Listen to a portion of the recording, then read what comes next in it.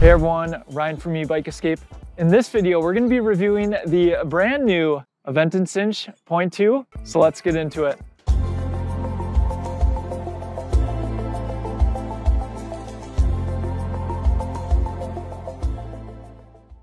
Before we get started with the review, one quick favor. If you're looking to purchase any Aventon electric bike, we'd really appreciate it if you use our affiliate link down in the description. It's a free and easy way to help support the channel and makes videos like this one possible.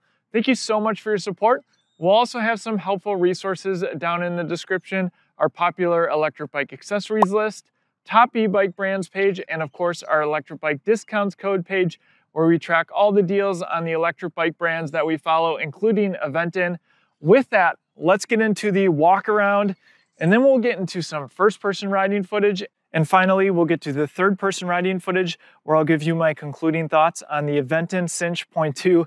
Now I have two Sinches here. On the left is the Sinch.2, and on the right is the first generation. This was when they first released the step-through model. They had previously offered a high step model that I believe they're phasing out. At least it hasn't been refreshed to date. Now, while these bikes both look pretty similar, if you look a little bit closer, there are some changes that I want to highlight and talk about some of the improvements. Talk a little bit about some of the changes that Aventon made on the newest model. Let's start with the light package. You'll notice no lights on the first generation Sinch. It was a little bit of a head scratcher because they had integrated lights into the back of the stays on some of their other models. So I was surprised not to see any lights on the first generation. But now, of course, not surprisingly, on the Sinch.2, we have the really bright integrated front light. I'll show it off in a little bit. But then we also have the integrated rear lights with turn signals that we've seen on the other Aventon models that they have been releasing. We also have fenders now that are included. I really like that, as well as a rear rack. Always like to see when companies include the accessories. Again, those were something that were missing on the previous generation. There are also some other differences related to the shifting and throttle. On the first generation, they had Shimano components. Really liked this trigger shifter. And then they had, of course, the Aventon left-hand thumb throttle. I'll show you the new ones that they have included. Now we have Aventon branded shifter, still 8 speeds. And on the right, we have a thumb throttle instead of the left. And if I'm not mistaken, this is the only Aventon electric bike that has a right-hand thumb throttle. And to go along with the shifter, the derailleur has also changed. Again, Aventon branded. I'll talk a little bit more about that when we get into the full walk around.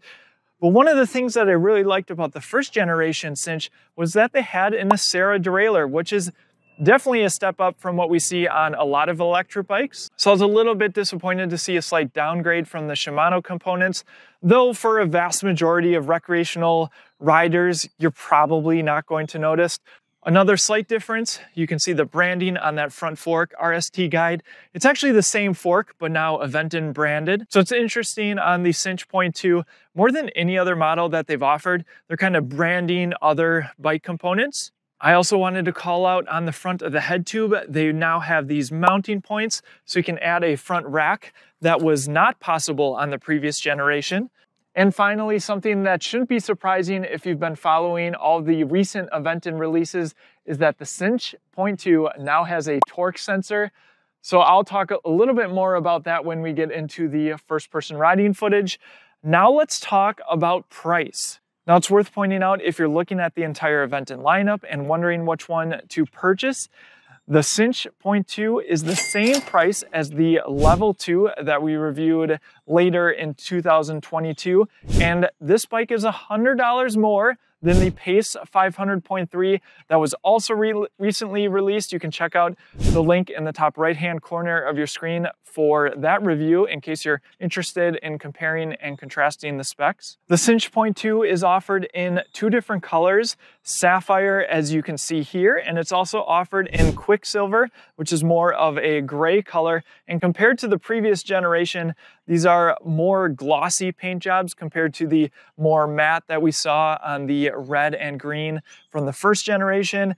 And of course, Aventon does an awesome job with their frames. You can virtually see no weld marks along the frames, just gives it a little bit more of a premium look, especially when you compare it to other electric bikes. One of the reasons that I like to review electric bikes like the Sinch.2 that are folding, they tend to have a similar frame design to this, and what I like about it is that these electric bikes are accommodating to shorter riders. It just can be a little bit more easy to manage than, for instance, a full-size fat tire electric bike. The center of gravity is a little bit lower. And of course, the step-through frame also makes this electric bike super accessible. And speaking of size, we'll throw up the dimensions of this electric bike, both unfolded and folded, so you can get an idea of the size. The Sinch.2 is IPX4 rated. That means that it's capable of being ridden in light rain, as many electric bikes typically are.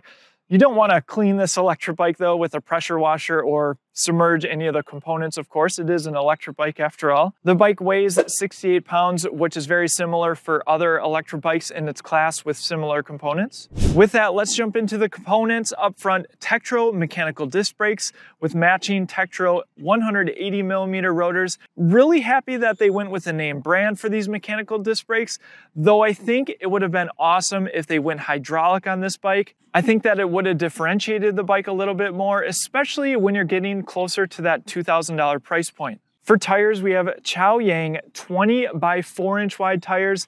Really like the brown sidewalls, more of a street tread. Sometimes you'll see knobbier tires just depending on what the manufacturer picks. I'd personally feel comfortable taking this electric bike on, say, some crushed gravel paths, especially with these really wide tires. You could lower the pressure. Just be aware that these might not have quite as much traction as some knobbier tires, but with the fat tires, it's going to be more capable than, say, a bike with thin tires. I already talked about the inclusion of the fenders, and they are metal.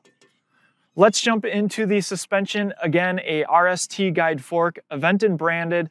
There is a preload adjustment on the left. You can actually see the RST branding, and then you have a lockout on the right side.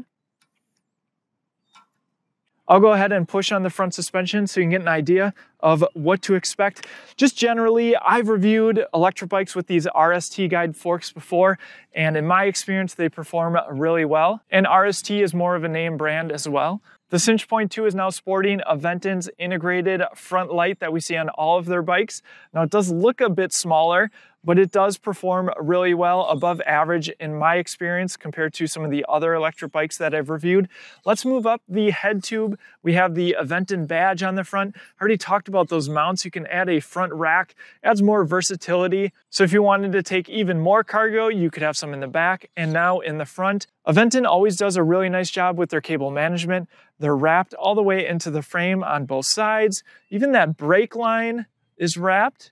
And a small thing, but they also have these cable management guides as well for the 3 wires that come on both sides of the handlebars. Speaking of handlebars, of course, this bike folds. This is the latch that will do that. Again, I'll fold it towards the end of the walk around. And we also have adjustability both up and down, depending on your height. Be mindful of the minimum insertion point that can be found on the other side of the handlebars. Another thing I just noticed is that the handlebars on the Sinch.2 now have a slight swoop to them compared to the completely flat handlebars on the previous generation. That's just going to bring the handlebars a little bit more towards you, and of course you can turn them as well. Moving to the cockpit, again, Tektro mechanical disc brakes. There are motor cutoffs. I already talked about the right-hand thumb throttle. It is interesting that it tucks really nicely here. Seems like a custom throttle with this Aventon 8-speed shifter. Now, I'm about 80% sure that this is an S-Ride component. It is a component that I've seen once or twice on other electric bikes I've reviewed, but I don't see it too terribly often. I do really like that it is a trigger shifter compared to the very basic thumb shifters we see. And again, for most recreational riders, this is going to get the job done. And of course, it's nice to have the extra 8 speeds compared to the 7 that we see on most electric bikes. Let's jump into the display and controls. Now, it looks very similar if you're used to using perhaps some of the older Aventon electric bikes, but now we have left and right arrows for turn signals, and then pedal assist up and down, and then a power button in the center. To turn the lights on, you're going to hold the plus button, and then the screen will go dimmer. It assumes that you're going to be riding in the evening.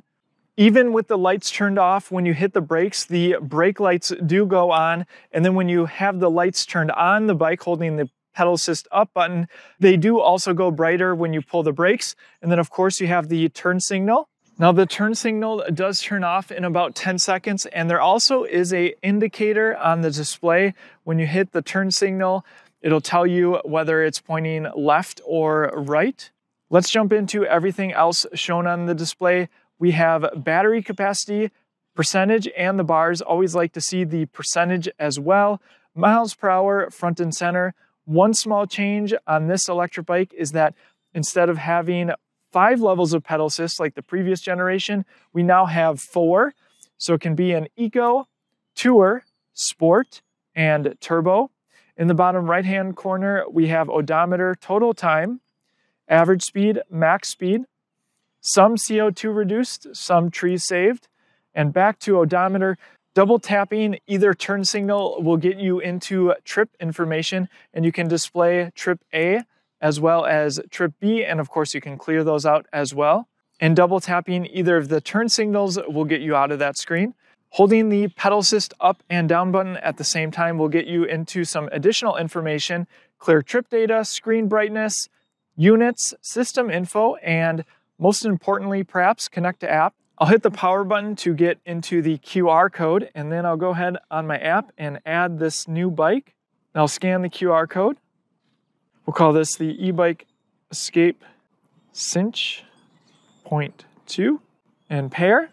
Now I'm recording this before the Sinch.2 is actually released, so we don't have a nice picture of the bike, but you get the same information that is displayed on the actual LCD display, but you can also record a ride. There's also a way that you can network with other Aventon riders, and there's also a gamification aspect to this where you can earn medals depending on how many miles you're riding. On other Aventon models, you would be able to go into the settings menu and change the top speed up to 28 miles per hour. It appears that they're limiting this bike to 20 miles per hour, keeping it as a Class 2 electric bike, top speed of 20 miles per hour while pedaling or while using the throttle. But of course, you can turn down the speed limit. Say you don't want to get the bike up to 20 miles per hour. And you can also adjust the screen brightness, auto power off in the settings. So that's the Aventon display. I really like that they have the app connectivity. Just a note, sometimes in super bright sunlight, it can be a little bit more difficult to read the speed while you're riding. But I'm really curious to see how their app integration kind of evolves over time, because they're a company that kind of introduced this app connectivity when a lot of other companies weren't doing so, especially in the more affordable category. I'll briefly show off the graphics, Aventon branding on the down tube, as well as the rear seat stays and the other side of the chainstay where it says Sinch. On the bike, we have a charge port cover at the bottom in case you want to charge the battery when it's in the bike. This is a 14 amp hour battery, and they're using LG cells. I really like that it's located on the top of the frame, just super easy to get the battery in here. I'll turn the key to the left and it'll pop out. This is the same size battery as found on the previous generation, and the battery cover is paint matched. Just a little bit extra touch that Aventon took. And there is a button on the end of the battery to give you an idea of the capacity, though I would always use the display because it's going to be more accurate. As I mentioned, there's a charge port on the battery itself, so you can bring the battery into charge. To put the battery back, simply put in the bottom first and turn the key and snap it into place, turn the key back, and you do not need the keys in it for the bike to work. Aventon is advertising up to 55 miles of range. That's with a 160-pound rider on flat ground using the Eco level of pedal assist. For pedals, not surprisingly, folding pedals, simply push in and tilt up to fold them. And the kickstand towards the rear, Aventon branded, is located out of the way of the pedals. And there is a nice rest located underneath of the bike so that when it's folded, it doesn't tip over. There's a look at all the cables coming in from the bottom of the bike. Tektro mechanical disc brake in the rear, and the motor cable actually enters on the left side of the bike between the dropouts and the rotor right here. A little bit difficult to see. Included rear fender as well as the rear rack. Max capacity on the rear rack is 25 kilograms or 55 pounds. Pannier holders in case you want to add some bags. For motor, we have a 500 watt sustained, 750 watt peak motor. Stay tuned for the first person riding footage. I'll talk a little bit more about how that performs. I already talked about the Aventon branded rear derailleur. I'm about 80% sure that this is an S-Ride component. For me, it performed just fine out of the box, was shifting just fine. Again, it's just that they included Shimano components on the previous generation that I think were a bit of a step up. For gearing in the rear, we have 12 to 32 teeth. This is a cassette. In the front is a 48 tooth double-sided chainring. Really like to see that for improved durability, and it is metal as well. There's no rear chainstay protector here, so if you do plan to take this bike off-road, be sure to check out our electric bike accessories list. I have some tape listed, and you can put some tape here and it'll help keep your frame looking new. Pretty much standard for folding electric bikes. We have the main pivot point right here. I'll fold this bike in just a second, but let's talk about the Aventon saddle. It is branded. It offers some comfort. If you want more comfort, check out our electric bike accessories list where I share the most popular ones that we see people purchase. Another thing I wanted to call out, I have the seat post in its highest position right at the minimum insertion point. So when you're watching the third person riding footage, you can get an idea of how someone who is 6 feet tall with a 32-inch inseam fits on this electric bike. I also wanted to touch on the accessory kit that you get from Aventon. You can see all the things that are included in this box. Some stickers in case you have kids or want to decorate a water bottle, reflectors, a nice multi-tool, 3-amp charger. We have some grease here for the pedals when you put those on, and spare parts. There is a derailleur hanger here, which I really like in case yours comes bent from Aventon. You can throw that on or give it to a bike shop to put on for you. And overall, Aventon is doing an awesome job as it relates to packaging, because they're starting to package all of their electric bikes with cardboard and twine, and it just eliminates a lot of waste. And trust me, as someone who reviews a lot of electric bikes, it's painful to throw all the zip ties and foam away. Okay, let's fold this bike. Optional, you can lower the seat if you'd like. You can also lower the handlebars and make sure they're in their lowest position, though not absolutely necessary. Fold those pedals, push in, tilt up. Same on the other side. I usually find that placing the left pedal on a downward slope makes it a little bit easier, depending on the folding bike, of course. And we'll start with the handlebars, lift up that latch and fold the handlebars down. I'll also put the kickstand up. And next, the main latch right here, push the red button. And I like to use my leg to kind of brace it. You do want to be mindful of all the cables running through this frame. That's actually how they're able to make it look so clean, by hiding all the cables in the down tube. And fold the bike. And you can bring the front end all the way around. And even on soft ground, no problem. This bike is perfectly stable. It's a little wet here. Of course, this next step could be easier with 2 people. I will grab on the frame here. Again, 68 pounds. And it fits perfectly into our tote. Now you might be wondering why put it in a tote, and that's because it is so much easier to haul this thing around, put it in the back of your vehicle or an RV. We'll put the dimensions on the screen of this tote, so if you want to go purchase one. It's also really nice when 2 people are handling this, because you can have one on each side. So here's a look at the Sinch.2 folded up in the tote. The handlebars stick out a little bit, but not a big deal. This is going to be so much easier to haul this bike around. With that, let's get into some first-person riding footage and see what this bike can do. All right, first-person riding footage on the Sinch.2. I have the speedometer app by Coolnix to compare the GPS speed with the speed on the Aventon display. Our first test will be throttle only. Just a note, in pedal assist 0 or pedal assist off, no access to the throttle. I like that as a safety feature. And as a reminder, this is a Class 2 electric bike with a top speed of 20 miles per hour, whether I'm using just the throttle or while pedaling. All right, here we go. 3, 2, 1. Oh, wow. Okay. The motor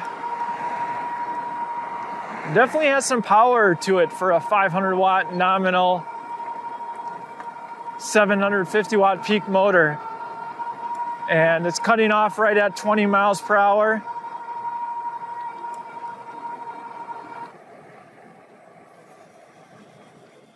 So I would say if you are a newer rider or perhaps just more unsure of yourself on an electric bike, maybe just be mindful that this bike takes off a little bit more than some electric bikes, just depending on what you buy. And some of you might actually think that's great. You want that extra power. You really want the acceleration from a stop, but I'm pretty impressed for a 500 watt motor on this bike. All right, let's go in the various pedal assist modes. First off, I'll actually turn pedal assist off, and I'm going to shift all the way down into first gear. Again, even though this is more of a, what I'll call off-brand shifter, it is functioning just fine. First gear, no power from the motor, going about 7 miles an hour. So you can pedal this electric bike. Say you run out of battery, hopefully that doesn't happen. Just like pedaling an overly heavy bike, and hills are a significant challenge. All right, let's go ahead. I will shift down into first gear, and then I will go into pedal assist eco, and let's talk briefly about a torque sensor versus cadence sensor. I'm going to shift up to second gear, maybe even third gear. So I'm going to pedal at just a leisurely cadence, going about 9 miles an hour. So the difference between a torque sensor and a cadence sensor I like to describe as more of an on-off switch. If you're pedaling, then the motor is going to engage in whatever pedal assist level that you're in. So that could be a pedal assist level 5 on a different electric bike, could be pedal assist level 1. But even if you're slowly moving those pedals, that motor is going to engage. A torque sensor, on the other hand, is actually measuring how much power you're inputting yourself. A lot of people attune this to a more natural riding experience. A lot of traditional cyclists prefer torque sensors, and at least Aventon believes that this is kind of the way things are going. In fact, they're one brand. If you want a torque sensor electric bike, you should 100% look at their lineup. Now, how does that equate to while you're pedaling on this specific bike? So nice leisurely cadence, going about 9-10 miles an hour. And I was in third gear. Could maybe shift up to fourth gear. Again, pedal assist eco, their first pedal assist level. And if I give it a little bit more power, we're gonna get up to 12, 13, 14 miles an hour. Could go up to fifth gear. So already at 14 miles an hour and not putting in too terribly much power. And 15 miles an hour, I would even maybe shift up into sixth gear. Let's go into tour mode. Again, leisurely cadence, sixth gear, 15 miles an hour.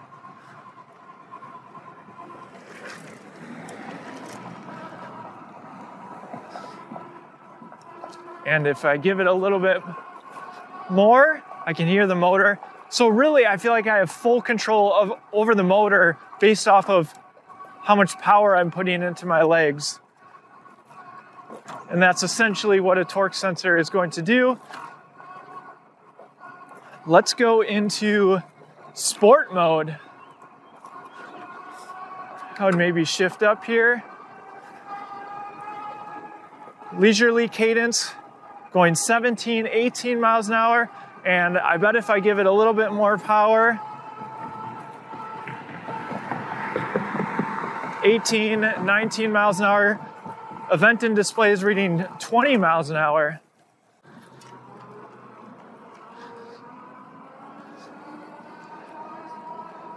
And let's go ahead and go into turbo mode. I'm going to shift up. Now we're in eighth gear.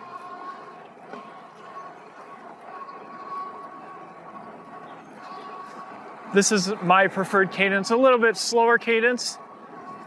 And I can definitely feel where the motor just kind of wants to give me a little bit more. If I just put ever so slightly more power into my legs, perhaps you can hear it as well. The motor is kicking on 18 miles an hour. And I would still say this is a cadence that I could do for a long time, not overly exerting myself. 19, there's 20 miles an hour, according to the display. And again, the motor is going to actually be kicking off at this point because it is a Class 2 electric bike with a top speed of 20 miles per hour. I imagine the GPS is maybe reading 19 points something, but the Aventon display does seem pretty accurate with all the other speeds, so we'll trust that. And let's just see how fast I can get up to that 20 miles an hour. Maybe I'll even shift down a little bit here and just go through the gears. All right, we're in turbo, here we go. Shift up.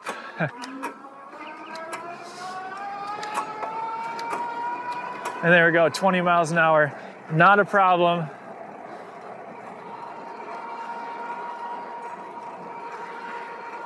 So that's how this bike performs on flat ground, but let's see what it does up our large hill climb test.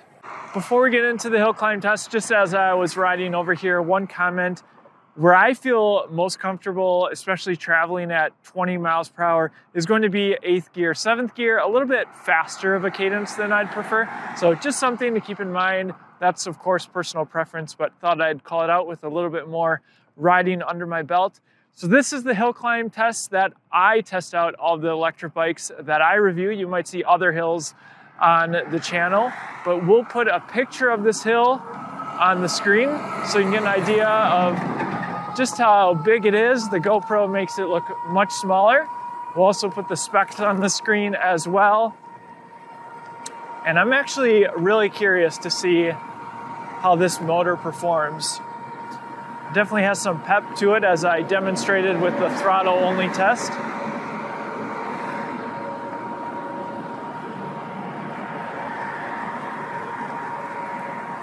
I recently reviewed the Pace 500.3, so you can see how that motor did up this hill,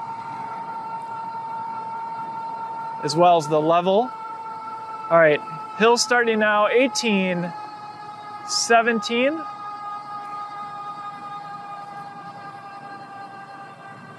16,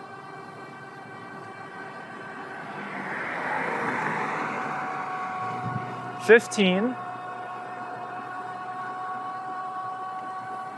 and that might be it. 15 miles per hour might be the minimum speed.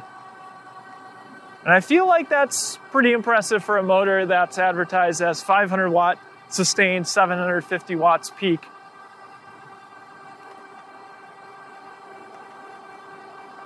So no problem tackling hills on this bike. That would not be one of my concerns. But of course, if you buy this bike, it is an electric bike after all, so you're likely going to be pedaling it. So I'll head back down the hill and do the test while pedaling to give you an idea of how it feels. Okay, here we go. I am in Eco for the pedal assist level and in first gear. And I'm going to shift up into second gear. Going about 10 miles an hour, and the hill's just starting to get steep here.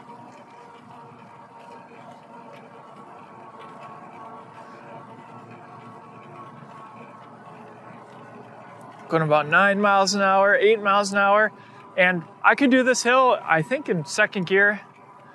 Shouldn't be a problem. I could shift down if I wanted to make it a little bit easier. Though just keep in mind, the torque sensor, if I pedal harder, the speed is going to increase, motor giving me more power. Let's go into tour. Probably stick here in second gear. I imagine most people doing a hill like this are going to go in the highest pedal assist level. Let's go up to sport. And I don't feel a significant difference when I'm going at more of an easy cadence, not putting in a ton of effort. But again, if I put in more effort, I can definitely hear the motor helping me out a lot more. Let's go ahead and go into turbo mode. So it seems like there's not a lot of variability if you're going at more of a just very gentle cadence. So likely, if you're doing hills like this, you're going to be in a lower gear. And obviously we know the bike can handle, if you want to just give it some throttle, you certainly can do that. And you'll get full power from the motor.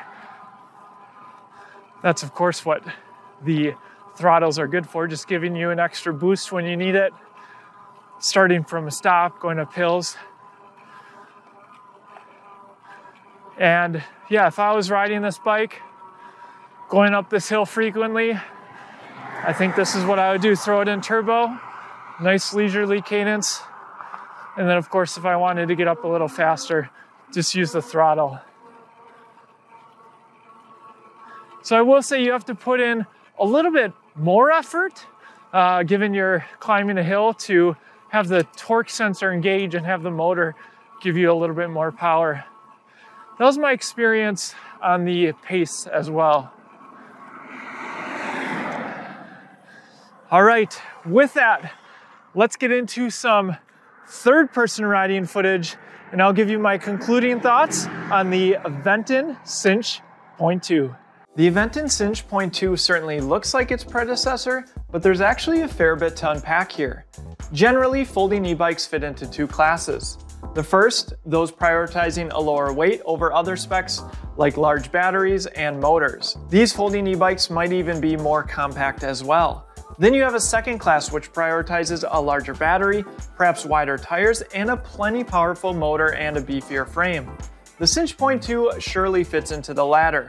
Don't get me wrong, RVers still will love the ability to tote the Sinch.2 around and throw it in the back of a camper, but this 68-pound folding e-bike isn't one you're going to lift into a second-story apartment, at least easily. This is more of a team lift situation. Next, let's talk about the included accessories, because those are perhaps the most noticeable changes on the Sinch.2. I am so happy to see integrated lights, plus included fenders and a rear rack on the new Sinch.2. These were things that were pretty obviously missing from its predecessor, especially when looking at folding fat tire e-bikes in the same class.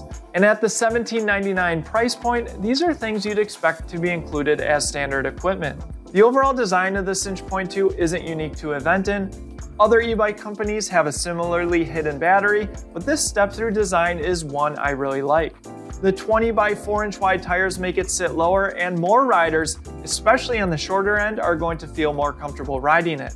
Aventon recommends the Sinch.2 for riders 4'11" to 6'2". I'd argue that the smooth welds on the Sinch.2 frame do set it apart from other folding e-bikes. Both the wider tires and better than average RST suspension fork make the Sinch.2 a more comfortable ride. The 500 watt motor that peaks at 750 watts was plenty capable, and for those who want to feel all 750 watts, the throttle is at the ready. I do wish that Aventon would have stuck with the same left-hand thumb throttle that we've seen on their other e-bikes, as there are now 3 levers on the right, 2 for shifting, and then of course the throttle. It's certainly something to be mindful of when riding this e-bike the first few times. At least at the time of recording, Aventon is keeping the bike limited to the 20 mph top speed Class 2 designation, so also a consideration if you're looking at other models in the Aventon lineup, which allow you to change the top speed while pedaling to 28 mph as a Class 3 e-bike. The 14 amp-hour battery is about average size for an e-bike. I also wanted to highlight that Aventon batteries have been issued the TUV Rhineland North America certificate according to the latest UL 2849 certification standard for safety, something consumers are paying more attention to as of late. Probably the most significant change, and one that shouldn't be surprising if you've been following Aventon's recent releases, is the torque sensor. I appreciate the more natural riding experience, feeling like I have a bit more control over what the motor is doing and how much of my own effort I'm putting in. And torque sensor e-bike sub $2,000 is a rarity, folding e-bike or not. Let me know your preference in the comment section below. Is torque versus cadence a deciding factor for you? Other considerations are the Aventon branded shifter and derailleur. While they function just fine in our testing, I would have liked to see them stick with the Shimano components, and again, hydraulic instead of the Tektro-mechanical disc brakes would have been an awesome inclusion, maybe in the next generation. If you're on the fence, it's worth mentioning that Aventon is now touting on their website that they have the largest e-bike dealer network with 1,000 local bike shops and counting. If you've decided the Sinch.2 or any other Aventon e-bike is right for you, do us one quick small favor and use our link down in the description when buying online to help support the channel. And if you buy in store and this video helped make your decision, shoot me an email, I'll put it down in the description. I'd love to get a sense of folks buying online versus in store. Thank you so much for your support. I look forward to reading what you think of this e-bike down in the comments section below. Thanks for watching, and we'll see you in the next one.